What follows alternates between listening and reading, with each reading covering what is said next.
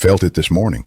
That scratchy throat, that heavy pull behind your eyes, that specific kind of tired that sleep doesn't fix. So you did what you always do. You reached for something, a pill, a glass of water, maybe a phone to search your symptoms. You have a system. You know what to do. But here is what almost nobody asks. What did your ancestors do when their bodies started falling apart? The real answer is far stranger than you expect. And it changes everything you think you know about medicine, about healing, and about what your body is actually capable of. For most of human history, there were no pharmacies. There were no doctors with degrees. There were no sterile rooms or clinical trials, or color-coded pills sorted by day of the week. There was the body. There was the earth. And there was the knowledge passed down through thousands of years of watching what happened when people got sick and what happened when they didn't. Let's go back, further than you're used to going. About 60,000 years ago, your ancestors were living in small nomadic bands across the plains of what is now Africa in the Middle East. They hunted, they gathered, they moved constantly, and they got sick. Infections, parasites, broken bones, fever. The same fundamental threats your immune system still knows how to recognize today are the same threats those bodies faced then. The biology hasn't changed as much as you think. Here is what researchers found when they started studying ancient medicinal knowledge seriously. In 1960, a paleontologist named Ralph Selecki was excavating a Neanderthal burial site in Shanidar Cave in northern Iraq. This cave had already given up something extraordinary. The remains of at least 10 Neanderthal individuals, some of which showed evidence of healed injuries, bones that had been broken and then knitted back together, arms that had been amputated at the elbow, people who had survived devastating physical trauma. That alone was astonishing. It suggested social care. It suggested that Neanderthals did not abandon their sick. But then Selecki's team found something else. Clustered around one skeleton, buried approximately 60,000 years ago, were dense concentrations of plant pollen, not random plants, specific ones. Ephedra, groundsel, grape hyacinth, yarrow. All of them are plants that have documented medicinal properties. Some are still used in pharmacological research today. The interpretation was immediately controversial. Some researchers argued the pollen was deposited by rodents or natural wind, but the debate itself reveals something important. The possibility that our closest evolutionary cousins were already thinking about plants as medicine 60,000 years ago is no longer a fringe idea. It has reshaped the entire field. And Neanderthals were not alone in this. When archaeologists and ethnobotanists began systematically studying indigenous healing traditions across cultures that had never made contact with each other, something remarkable emerged. Across Africa, across the Amazon, across Southeast Asia and the Pacific Islands, cultures separated by thousands of miles and tens of thousands of years had independently arrived at many of the same plants for the same conditions. Willow bark for pain and fever, turmeric for inflammation, garlic for infection, ginger for nausea. The overlap is too consistent to be coincidence. These were not random guesses. They were the product of something extraordinary, empirical observation across generations.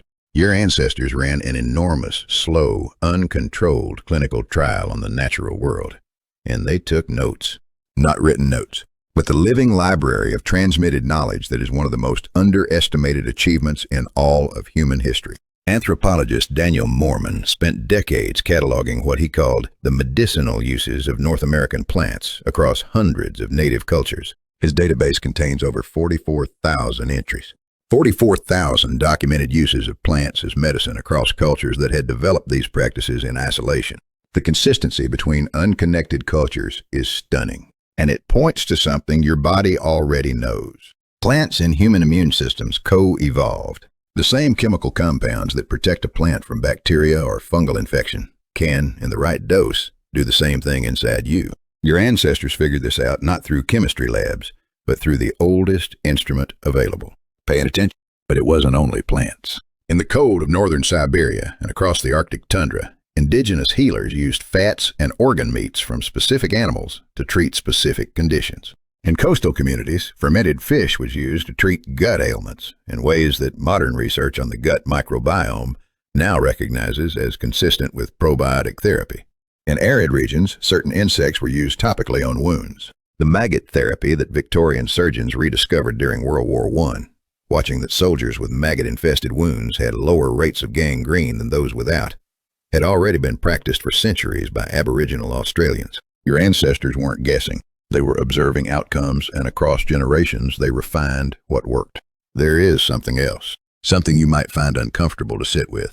When your ancestors got sick, the community responded, not just with remedies, with presence, with ritual, with social signaling that told the sick person something deeply important. You are not alone in this. We see you. You will be cared for. Psychologist Naomi Eisenberger at UCLA has spent years studying the neurological overlap between social pain and physical pain. Her research shows that the same brain regions that register physical injury, the dorsal anterior cingulate cortex and the anterior insula, also activate when a person experiences social rejection or isolation. This is not metaphor. The brain processes being cut off from the group as a form of physical threat, because for your ancestors, it was. A sick person who was isolated from the group had a dramatically lower chance of survival. The fear of abandonment when ill is not weakness. It is one of the oldest survival signals your nervous system carries. So when the shaman came, when the healer sat beside the sick person and performed the ritual, when the chanting started and the fire was built and the community gathered, something real was happening, something beyond superstition. The nervous system of the sick person was being regulated. The stress response was being quieted. The body's own healing mechanisms, already suppressed by fear and isolation, were being allowed to activate. The ritual was the medicine, or at least it was part of it.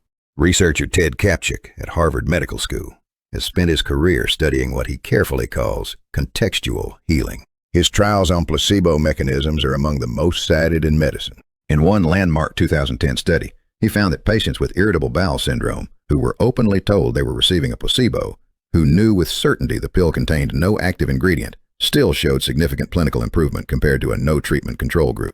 The knowledge that someone cared enough to treat them, the ritual of being seen by a healer, the warmth of the clinical encounter itself.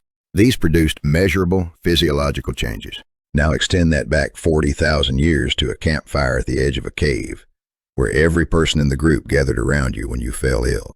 The healing environment your ancestors built was not primitive. It was sophisticated in ways modern medicine is only now beginning to reverse engineer. And then there is the diet. When your ancestors got sick, they often stopped eating.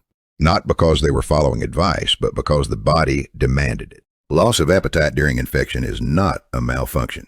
It is a feature. Researcher Ruslan Medjitov at Yale has published research demonstrating that. Voluntary food restriction during bacterial infection actually improved survival outcomes in animal models, while the opposite was true for viral infections, where glucose remained protective. The body adjusts its nutritional needs based on what is attacking it. Your ancestors, trusting that loss of appetite rather than fighting it, were cooperating with one of the oldest immune strategies in vertebrate biology. Here is the hard part. Here is where it gets genuinely strange. For most of human prehistory, getting sick and surviving changed your status. It was evidence of something: strength, resilience, connectedness to the group. In many cultures, serious illness followed by recovery was a threshold experience, a marker of transformation. The healer, in many traditions, was someone who had themselves survived a serious illness. The near-death experience, the fever, the time in the dark, was seen not as a flaw in the body, but as a passage, a recalibration. The scar was a credential. Now think about what you do when you get sick today.